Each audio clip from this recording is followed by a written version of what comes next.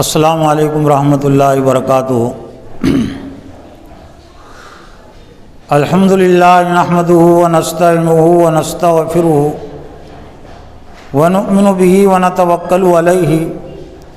ونعوذ باللہ من شرور انفسنا ومن سیئات اعمالنا من یهده اللہ فلا مضل له ومن یضلل فلا ہادی له۔ قال اللہ تعالی فی القرآن المجید والفرقان الحمید فاعوذ باللہ من الشیطان الرجیم بسم اللہ الرحمن الرحیم۔ یا ایھا الذین آمنوا اذا نودی للصلاة من یوم الجمعہ فاسعوا الی ذکر اللہ وذروا البیع ذلکم خیر لکم ان کنتم تعلمون۔ فَإِذَا قُضِيَتِ الصَّلَاةُ فَانتَشِرُوا فِي الْأَرْضِ وَابْتَغُوا مِنْ فَضْلِ اللَّهِ وَاذْكُرُوا اللَّهَ كَثِيرًا لَعَلَّكُمْ تُفْلِحُونَ۔ صدق اللہ العظیم۔ وقال النبی صلی اللہ علیہ وسلم خیر یوم طلعت فیہ الشمس یوم الجمعۃ فیہ خلق آدم وفیہ ادخل الجنۃ وفیہ اخرج منها ولا تقوم الساعة الا یوم الجمعہ، رواہ مسلم۔ وقال ايضا من ترک ثلاث جمع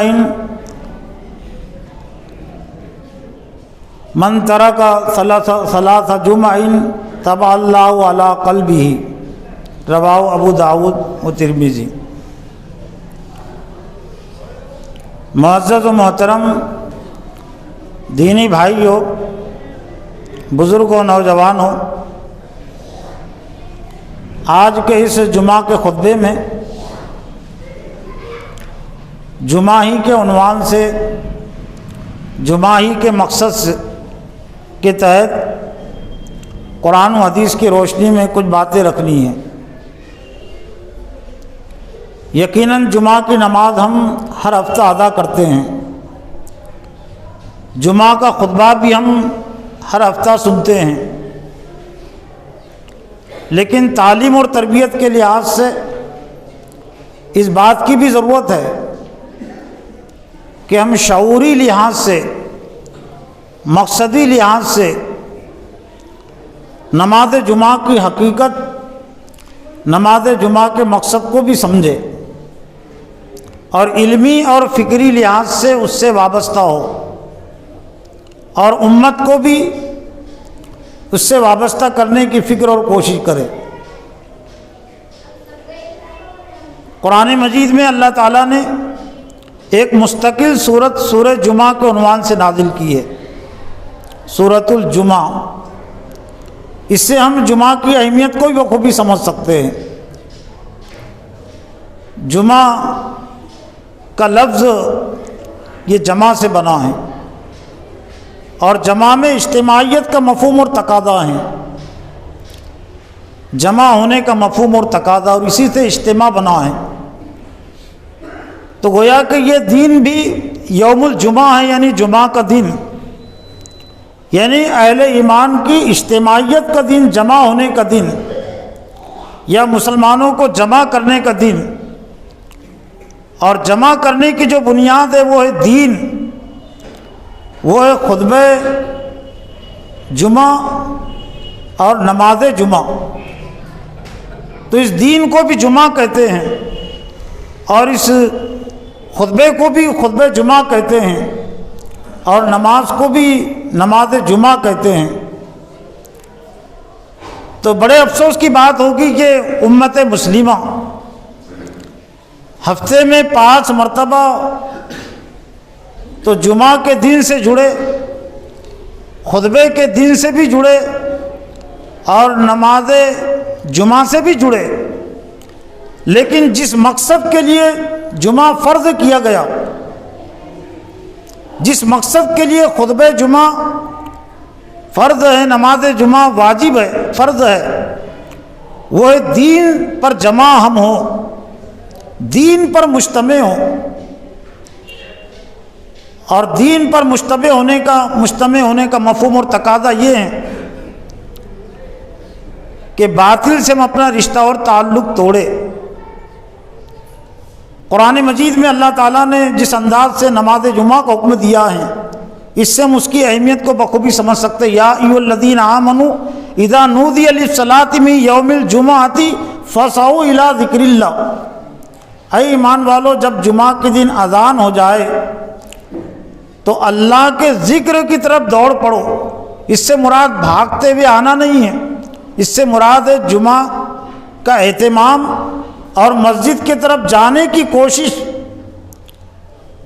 مسجد کی طرف جانے کی کوشش کرو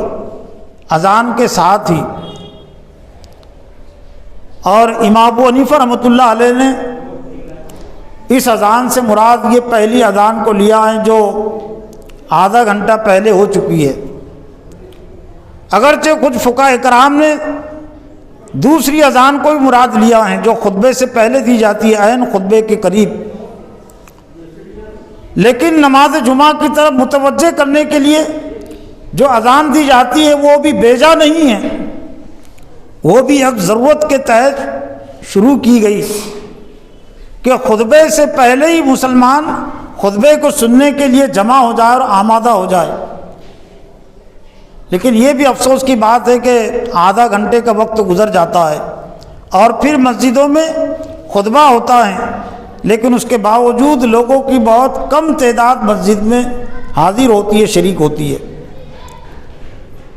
جمعہ کی اہمیت اور فضیلت کو واضح کرتے ہوئے نبی صلی اللہ علیہ وسلم نے یہ بھی فرمایا کہ جب جمعہ کی اذان ہوتی ہے تو فرشتے مسجد کے گیٹ پر دفتر لے کر کھڑے ہوتے ہیں اور اول آنے والوں کا نام وہ درج کرتے ہیں۔ جو اولین طور پر مسجد میں آتے ہیں تو اجر ثواب کے لحاظ سے ایسے گویا کہ انہوں نے اللہ کے راہ میں ایک اونٹ کی قربانی دی۔ جو دوسرے درجے میں آتے ہیں تو ایسے گویا کہ انہوں نے اللہ کے راہ میں گائے کی قربانی دی، اور جو تیسرے نمبر پر آتے ہیں تو گویا کہ انہوں نے اللہ کے راہ میں ایک دمبے کی اور بکری کی اس نے قربانی دی، اور اس کے بعد جو چوتھے مرحلے میں آتے ہیں تو گویا کہ انہوں نے ایک مرغی اللہ کے راہ میں صدقہ کی، اور اس کے بعد جو آتے ہیں تو پانچویں مرحلے میں کبھی تذکرہ کیا گویا کہ انہوں نے اللہ کے راہ میں ایک انڈا صدقہ کیا۔ لیکن حدیث کے جو کلمات ہیں وہ بہت اہم ہیں اس کے بعد کے، کہ جب خطیب ممبر پر خطبہ دینے کے لیے کھڑے ہو جاتا ہے تو فرشتے اپنا دفتر بند کر لیتے ہیں اور وہ خطبہ سننے میں مصروف ہو جاتے ہیں۔ بات اب چھوٹی نہیں رہی، بات بہت بڑی ہو گئی کہ جب وہ خطبہ دینے والا خطبہ شروع کرتا ہے تو فرشتے اپنا دفتر بند کر لیتے ہیں اور نام لکھنا بند کر دیتے ہیں، اور وہ بھی خطبہ سننے میں مصروف ہو جاتے ہیں۔ اب گویا کہ بعد میں آنے والوں کا اس میں نام درج نہیں ہوتا۔ یہ کوئی فتوے اور فرمان کی بات نہیں ہے، ہر ایک کو اپنا احتساب کرنا چاہیے۔ کیا وہ فرشتوں کے دفتر میں اپنا نام لکھوانا چاہتے ہیں نماز جمعہ کا اہتمام کرنے والوں کے حیثیت سے، یا پھر وہ فرشتوں کے دفتر سے اپنے نام کو وہ غائب رکھنا چاہتے ہیں؟ اگر وہ نام لکھانا چاہتے ہیں تو ان کو مسجد میں اس وقت پہنچنا پڑے گا جبکہ ابھی خطبہ دینے والا ممبر پر کھڑا نہیں ہوا، اور اگر وہ بعد میں پہنچے تو ان کو سمجھ لینا چاہیے فرمان رسول کے روشنی میں کہ فرشتوں نے اپنا دفتر بند کر لیا۔ نماز ہر چیز کا ایک مقصد ہوتا ہے، جس طرح سے یہ 5 وقت کی اذان، 5 وقت کی نمازیں، یہ امت مسلمہ کے لیے روزانہ تعلیمی، تربیتی، تنظیمی نصاب اور سلیبس ہے۔ تو یہ نماز جمعہ اور خطبہ جمعہ یا یوم جمعہ یہ دنیا کے تمام مسلمانوں کے لیے ہفتے واری تعلیمی، تربیتی، تنظیمی نصاب اور سلیبس ہے۔ 7 دن کی بھی بڑی اہمیت ہوتی ہے، ایک ہفتے کے گزرنے کی بڑی اہمیت ہوتی ہے۔ تو ہفتے میں جو غفلت طاری ہوتی ہے، تو اس غفلت کو دور کرنے کے لیے اللہ تعالیٰ نے صرف نماز ہی نہیں رکھی، یومیہ نصاب میں تو صرف نماز، اور نماز میں بھی اللہ کا کلام پڑھا جاتا ہے اور سنا جاتا ہے، لیکن جمعہ کو بہت خصوصی اہمیت حاصل ہے اہل ایمان کی تعلیم اور تربیت کے سلسلے میں۔ اور اس سے ہم اندازہ لگا سکتے ہیں کہ نماز تو بعد میں ادا ہوتی ہے، لیکن پہلے خطبہ رکھا گیا، اور آیت میں جس کا حکم دیا گیا فَسَعُوا إِلَىٰ ذِكْرِ اللَّهِ، اللہ کے ذکر کی طرف دوڑ پڑو، اللہ کے ذکر کی طرف کوشش کرو، جلدی کرو، تو اس سے مراد ہے یہ خطبہ۔ ذکر کا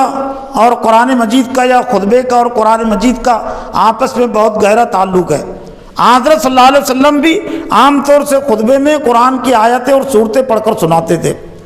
وَيُذَكِّرُ النَّاسَ، اور انہی آیتوں کی روشنی میں لوگوں کو نصیحت بھی کرتے تھے۔ صحابہ کرام کی زبان عربی تھی تو وہ سن کر سمجھ لیتے تھے، بہت کم سمجھانے کی ضرورت پڑتی تھی، لیکن غیر عربی حضرات کو جن کا تعلق عربی زبان کی واقفیت سے نہیں ہے، تو ظاہر بات ہے ایک ایک آیت کو سمجھنے اور سمجھانے کے لیے ایک خطیب کو بہت کچھ وقت لگتا ہے، آدھے گھنٹے کا بھی وقت لگتا ہے، کبھی زیادہ بھی وقت لگ سکتا ہے، تب کہیں جا کر ایک آیت کے پیغام کو اور اس کے مقصد کو وہ سمجھ سکتے ہیں۔ اب ہمیں غور کرنا چاہیے کہ یہ ہفتے واری تعلیم اور تربیت کا دن اللہ تعالیٰ نے جمعہ کو بنایا، خطبے کو بنایا، نماز کو بنایا، تو تعلیم اور تربیت سے ہمارا کتنا تعلق اور ربط ہے۔ قرآن و حدیث کی روشنی میں اگر غور کرے، فقہ کی روشنی میں اگر ہم غور کرے، اور خاص طور سے فقہ حنفی کی روشنی میں ہم غور کریں، تو خطبہ جمعہ کے بنیادی طور سے 3 مقصد بنتے ہیں۔ ایک پہلا مقصد مسلمانوں کو ہفتے میں اسلام کی تعلیم سے جوڑنا، اور اسی لیے خطبہ رکھا گیا ہے۔ اور دوسرا مقصد نماز جمعہ کا مسلمانوں کو اسلامی اور دینی اجتماعیت سے جوڑنا، اسلامی اور دینی اجتماعیت سے جوڑنا۔ اس لیے جب تک دنیا میں خلافت تھی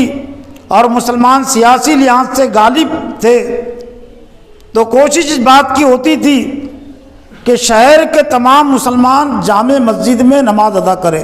یہ جامع مسجد کا جو اسلام میں جو تصور ہے، مسلم معاشرے میں جو تصور ہے، تو وہ جامع مسجد کا بھی جمعہ سے بہت خصوصی تعلق ہے۔ یعنی وہ مسجد جہاں پر جمعہ ہوتا ہے،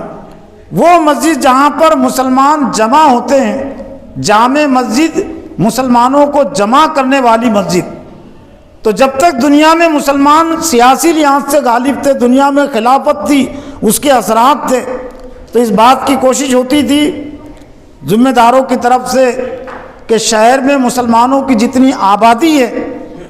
تو آبادی کے لحاظ سے جامع مسجد تعمیر کی جائے۔ چنانچہ آج سے 100 سال پہلے، 200 سال پہلے کس شہر میں مسلمانوں کی کتنی آبادی تھی، اس کو جاننے کا ایک پیمانہ یہ بھی ہے کہ اس دور کی جامع مسجد کو دیکھ لیجئے۔ جامع مسجد میں جتنے لوگ آ سکتے تھے، سمجھ لیجئے کہ بستی اور شہر میں اتنے مسلمان ہوتے تھے۔ 5 وقت کی نماز تو محلوں میں بھی ہوتی تھی، لیکن جمعہ کی نماز صرف جامع مسجد میں ہوتی تھی۔ یہاں تک کہ جو شہر سے متصل جو آبادیاں تھی، تو وہ ملک آبادیوں کو حکم تھا کہ وہ وہاں نماز جمعہ ادا نہ کرے،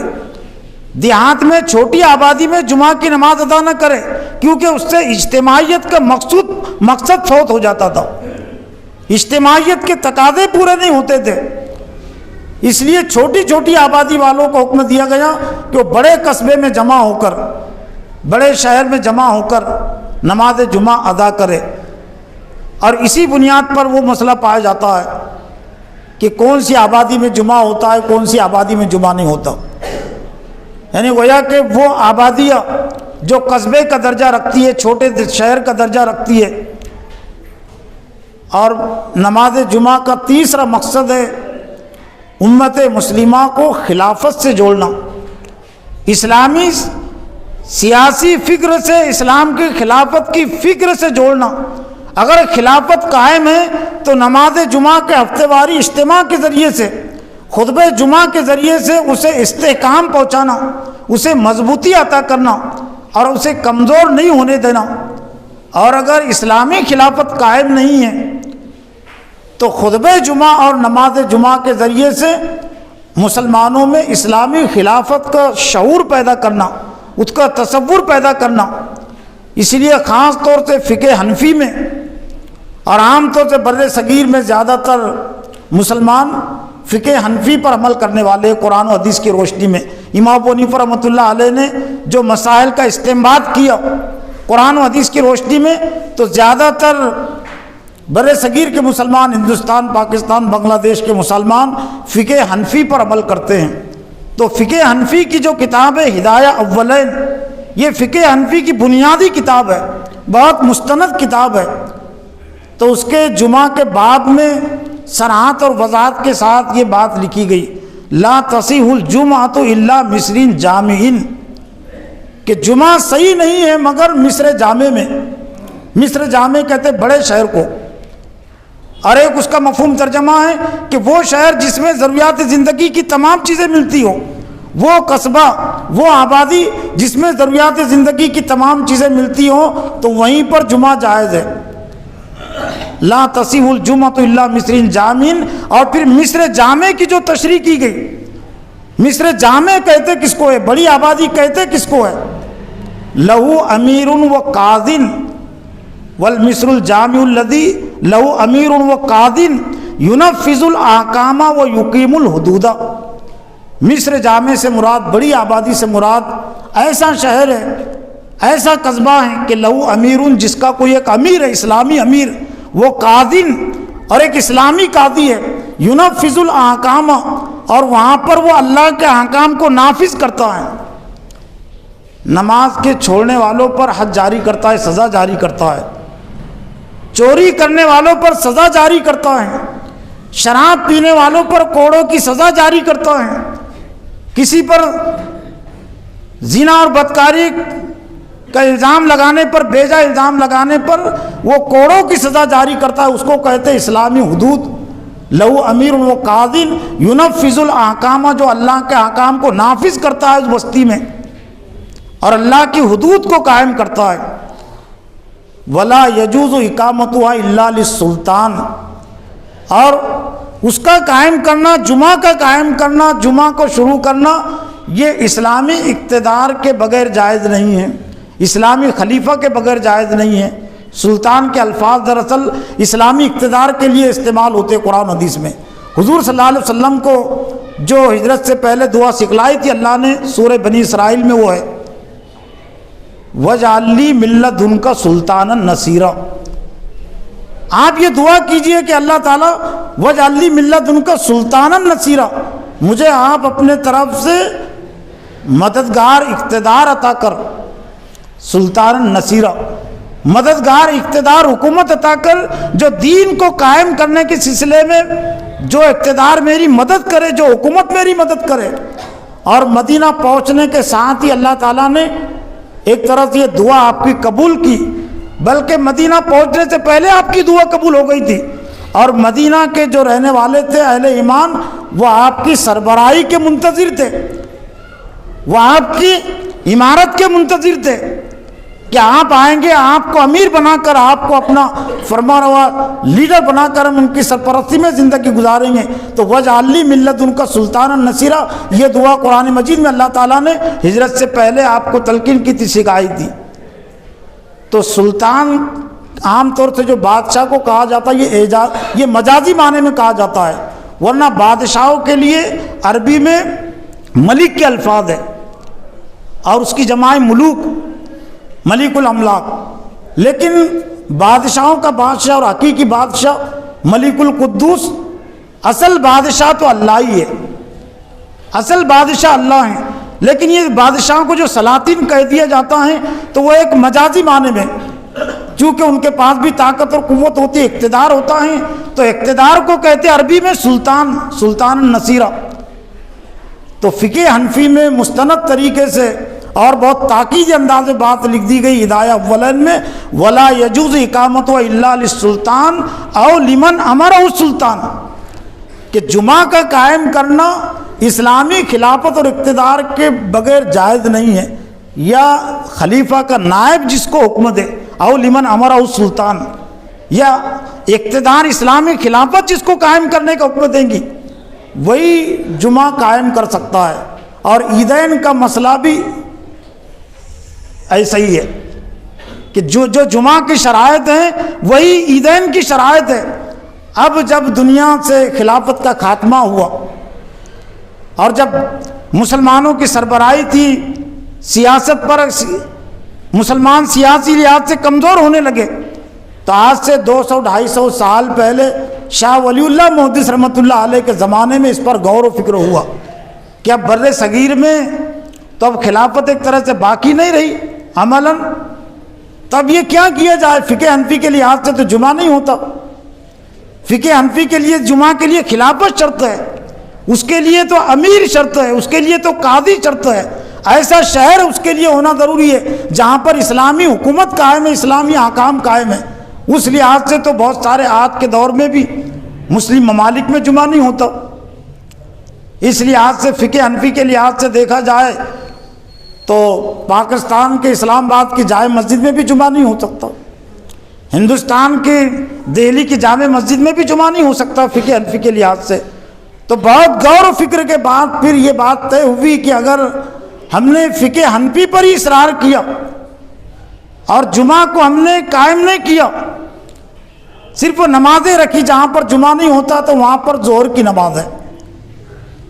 وہاں پر ظہر کی نماز پڑھی جائیں گی۔ جن لوگوں پر جمعہ فرض نہیں ہے، جو جمعہ نہیں پڑھ سکتے سفر کی وجہ سے، بیماری کی وجہ سے، تو ایسا نہیں ہے کہ نماز اس دن کی معاف نہیں ہے، اس کے متبادل پھر ظہر ہی ہے۔ تو پھر علماء کرام نے غور و فکر کے بعد جو چیز طے کی وہ چیز یہ تھی کہ لوگوں میں بھلے ہی کسی چیز کی اہمیت نہیں ہوگی، لیکن آج کے دور میں جمعہ کی تو اہمیت ہے، جمعہ کی بڑی قدر و قیمت ہے۔ بھلے جمعہ بھی فرض ہے، 5 وقت کی نمازیں بھی فرض ہے، لیکن 5 وقت کی نماز پڑھنے والے مسلمان بہت کم ہیں،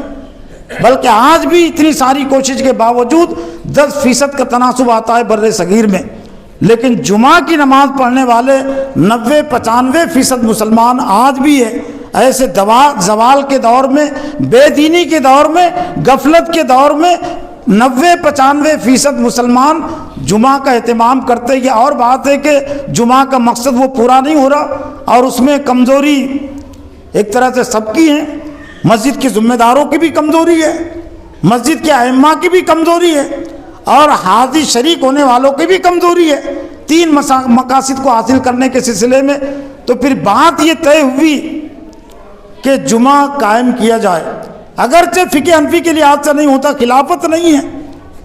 اگرچہ وہ مصر جامع کی تعریف کسی شہر پر صادق نہیں آتی، کوئی بھی شہر اسلامی امیر کی سرپرستی میں اور اسلامی قاضی کی سرپرستی میں نہیں چل رہا ہے، سب جگہ باطل نظام ہے، انگریزوں کا نظام ہے، دوسری قوموں کا نظام چل رہا ہے۔ لیکن شرطیہ فتویٰ دیا گیا تھا، لیکن وہ مشروط فتویٰ بھی آج علماء اکرام نے اس کو نظر انداز کر دیا۔ مشروط فتویٰ دیا گیا تھا کہ نماز یہ خطبہ جمعہ کو اور نماز جمعہ کو استعمال کیا جائے مسلمانوں میں اسلامی خلافت اور اسلامی سیاست کا تصور دینے کے لیے، اسلام کے سیاسی نظام کی فکر پیدا کرنے کے لیے، خلافت، اسلامی خلافت کا شعور پیدا کرنے کے لیے، اور باطل نظام سے توڑنے کے لیے نماز جمعہ کا، خطبہ جمعہ کا اہتمام کیا جائے۔ لیکن افسوس کے ساتھ کہنا پڑتا ہے کہ اپنے آپ کو حنفی کہلانے کے باوجود آج علماء اکرام نے ان باتوں کو نظر انداز کر دیا۔ جو نماز جمعہ کی بنیاد پہ داخل ہے، جو تین مقاصد بنتے ہیں قرآن و حدیث کی روشنی میں اور فقہ کی روشنی میں، ان میں سے سب سے پہلا مقصد ہے مسلمانوں کو ہفتے میں اسلام کی تعلیم اور تربیت سے جوڑنا، اور صرف تعلیم و تربیت ہی سے نہیں جوڑنا، جو غیر اسلامی تعلیم اور تربیات کے، غیر اسلامی فکر کے، طاغوتی نظام کے، مشرکانہ نظام کے جو اثرات ان کے ذہن اور دماغوں پر قائم ہو رہے ہیں، ان کے ذہن اور دماغ متاثر ہو رہے ہیں، تو مسلمانوں کے ذہن اور دماغوں کو، خطبہ جمعہ میں شریک ہونے والے افراد کے ذہن اور دماغوں کو باطل نظام کے اثرات سے توڑنا، کاٹنا، اور ان کے دلوں کے اندر، ان کے ذہن اور دماغوں کے اندر اسلام کی تعلیم و تربیت کی محبت پیدا کرنا، اس کی اہمیت پیدا کرنا، اور باطل کی تعلیم سے ان کے ذہن اور دماغوں کو الگ کرنا، کاٹنا۔ اور اگر خطبہ جمعہ کا صحیح استعمال اگر کیا جائے تو یہ بات دعوے کے ساتھ بھی کہی جا سکتی ہے، دلیل کے ساتھ بھی کہی جا سکتی ہے کہ 90-95% مسلمانوں کو دین کی بنیادی تعلیم سے صرف جمعہ کے ذریعے سے جوڑا جا سکتا ہے، اور باطل کی فکر سے ان کو بچایا جا سکتا ہے، محفوظ رکھا جا سکتا ہے۔ قمری سال کے لحاظ سے بھی، جس کو عام طور سے اسلامی سال بھی کہتے ہیں، 51 جمعے ہوتے ہیں۔ شمسی سال کے لحاظ سے، جس کو انگریزی کا سال کہتے ہیں، تو 52 جمعہ ہوتے ہیں۔ 52 جمعہ اس لیے بڑھ جاتا ہے کہ 10 دن کا بڑا ہے یہ انگریزی کا سال، اور 10 دن چھوٹا ہے قمری سال، تو قمری سال کے لحاظ سے 51 جمعے آتے ہیں۔ اور اسلام کی بنیادی تعلیمات کی اگر تقسیم کی جائے تو 51 عنوانات میں، 51 خطبات میں مکمل طور سے آ سکتی ہے۔ 51 عنوانات میں قائم کر کے اسلام کا کوئی بھی عنوان اور موضوع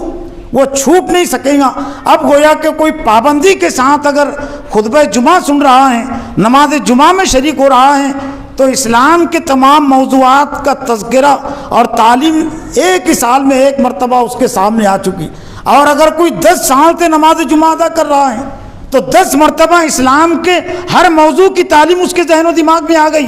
اور اگر کوئی 50 سال سے نماز جمعہ ادا کر رہا ہے، خطبہ جمعہ سن رہا ہے، تو 50 مرتبہ اس کے سامنے عقیدہ توحید کا پیغام آ گیا، اسلامی سیاست کی اہمیت کا پیغام آیا، اور باطل نظام کی نفرت کا پیغام اس کے ذہن اور دماغوں میں آ گیا۔ لیکن جو کچھ صورتحال ہے، اگر 50 سالہ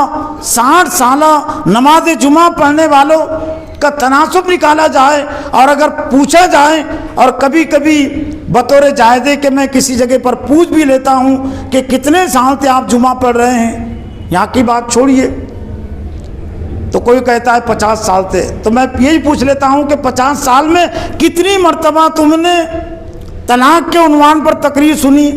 اسلام کے سیاسی نظام کے عنوان سے تقریر سنی، کافرانہ مشرکانہ نظام کی نفرت اور بیزاری اور برات سے متعلق تم نے 50 اور 55 سالوں میں کتنی مرتبہ تم نے امام صاحب سے تقریر سنی؟ اس کا جواب ہوتا ہے کہ ایک بھی مرتبہ نہیں، ایک بھی مرتبہ میں نے نہیں سنا 50 سال۔ تو کیا خاک تعلیم و تربیت کا عمل قابو میں آئے گا؟ اور دوسرا مقصد جو واضح ہوتا ہے وہ اسلامی اجتماعیت، کہ جمعہ کا جو خطیب ہوتا ہے وہ اسلامی سربراہ بھی ہوتا ہے۔ یہ جو عصا کی بات ہے یہ کوئی شوقیہ طور پر نہیں تھی، یہ سہارے کے طور پر نہیں تھی، یہ خطبے کی کتاب رکھنے کے لیے نہیں تھی۔ جو جامع مسجد کا خطیب ہوتا تھا وہ اسلامی خلافت کا نمائندہ ہوتا تھا، اور حکومت کے جو جتنے بڑے عہدے پر فائز ہوتا ہے تو اس کو اپنی حفاظت کا اتنا ہی زیادہ انتظام کرنا پڑتا ہے۔ اس لیے آج بھی چاہے پھر اسلامی حکومت ہو، باطل حکومت ہو، ان کے جب عہدیدار گزرتے ہیں، ان کا کوئی بڑا سربراہ گزرتا ہے تو آگے پیچھے پولیسوں کی گاڑیاں ہوتی ہیں۔ کیوں؟ بہت سارے دشمن ہوتے ہیں نا، کوئی بھی نظام چل رہا ہے تو اس کے دشمن ہوتے ہیں، تو آسانی کے ساتھ کوئی خطیب پر ہاتھ نہ اٹھا بیٹھے۔ جو منافق قسم کے لوگ ہیں، جو فسادی قسم کے لوگ ہیں، اور اسلامی حکومت کی باتیں ان کے خلاف جا رہی ہیں، تو ظاہر بات ہے نفرت ہوں گی نا، موقع کی طاق میں رہیں گے نا۔ تو اسلام نے اس کے ہاتھ میں عصا دے دیا کہ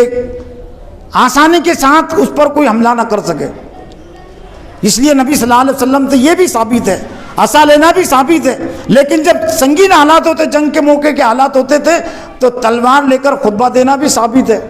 کہ کوئی مجمع میں سے اٹھ کر آسانی کے ساتھ ہاتھ نہ اٹھا دے۔ آج بھی جہاں پر ہے جو امام جو حرم ہے، خانہ کعبہ میں جو نماز پڑھاتے ہیں، تو ان کو بھی اپنی حفاظت کا نظم کرنا پڑتا ہے۔ جو حاجی حضرات جاتے تو اپنی آنکھوں سے دیکھتے ہوں گے، لیکن ٹی وی پر بھی دیکھنے والے وہ دیکھ سکتے ہیں کہ امام صاحب نماز پڑھاتے ہیں، لیکن دو جو تو باڈی گارڈ ہوتے جو کھڑے رہتے ہیں بندوق لے کر، وہ مجمع کی طرف دیکھتے رہتے ہیں کہ کون ان کا کوئی حملہ تو نہیں کر رہا۔ اور اگر کوئی وہ نماز پڑھتے ہوں گے، ایسا نہیں کہ نماز نہیں پڑھتے ہوں گے، وہ نماز یا تو پہلے پڑھ لیتے ہوں گے یا پھر بعد میں پڑھتے ہوں گے، لیکن نماز کے ختم ہونے تک امام حرمین کے دائیں بائیں ان کو کھڑے رہنا پڑتا ہے، اور یہ ہر حکومت کی ضرورت ہوتی ہے۔ تو یہ عصا کی جو بات تھی یہ خطیب کی ایک ضرورت تھی، اور جو ضرورت ہوتی ہے وہ سنت ہو جاتی ہیں۔ آج بھی اگر یہ مسجدوں کے خطیبوں کے پاس اگر محلے کی طاقت اور قوت آ جائے، جامع مسجد کے پاس اگر جامع مسجد کے امام کے پاس اگر شہر کی طاقت اور قوت آ جائے تو کیا اس کو ضرورت نہیں پڑے گی؟ اس کو عصا کی بھی ضرورت پڑے گی، اور عصا کے علاوہ اور بھی اس کو ہتھیار کی ضرورت پڑ سکتی دفاعی طور سے، وہ کوئی تبرک کی چیز نہیں تھی۔ اور پھر خطبہ ثانیہ میں جو دعا ہے، مفتی ابو الناصر جنہوں نے خطبات موعظت کتاب انہوں نے ترتیب دی ہے، مزار سہارنپور کے وہ فارغ ہے، اور ان کے خطبات موعظات جو ان کی موعظت جو کتاب ہے، مفتی شفیع صاحب رحمۃ اللہ علیہ کی بھی تقریر ہے اس پر، مولانا اشرف علی تھانوی رحمۃ اللہ علیہ کی بھی تقریر ہے، کیونکہ مفتی ابو الناصر کا جو تعلق حلقہ دیوبند ہی سے ہے، مزار سہارنپور یہ دارالعلوم دیوبند وہ ایک ہی مکتب فکر کے، تو آج بھی وہ خطبہ ثانیہ میں وہ دعا موجود ہے جو ہر خطیب دعا مانگتا ہے، اللہم اعز الاسلام والمسلمین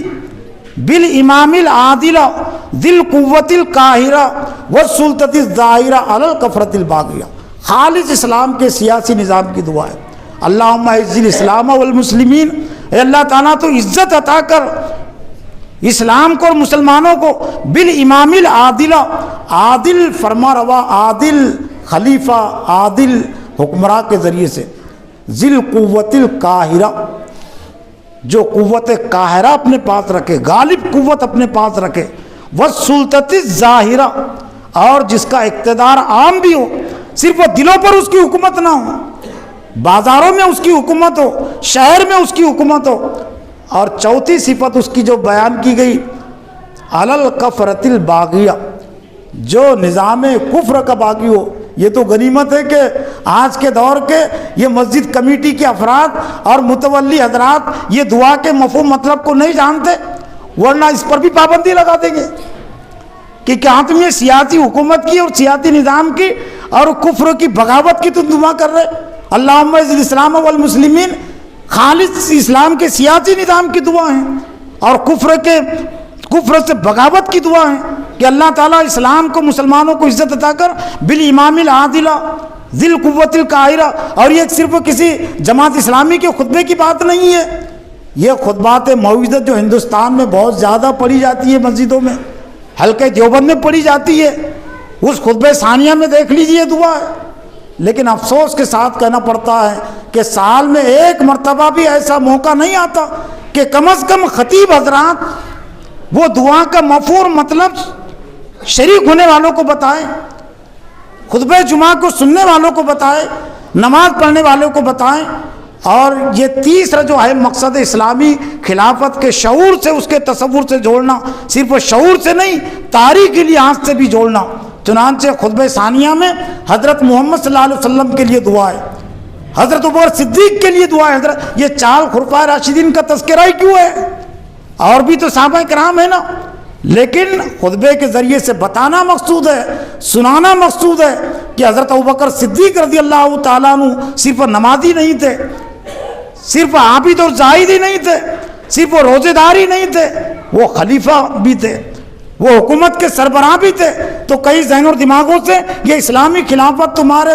اوجھل نہ ہو جائے، حضرت عمر صدیق اسلامی خلیفہ تھے، خلیفہ اول۔ حضرت عمر فاروق کا جو تذکرہ رکھا گیا وہ یوں ہی نہیں رکھا گیا، وہ بھی خلیفہ دوم ہیں، وہ نمازی بھی تھے، داعی بھی تھے اور خلیفہ بھی تھے۔ اور پھر 4 خلفائے راشدین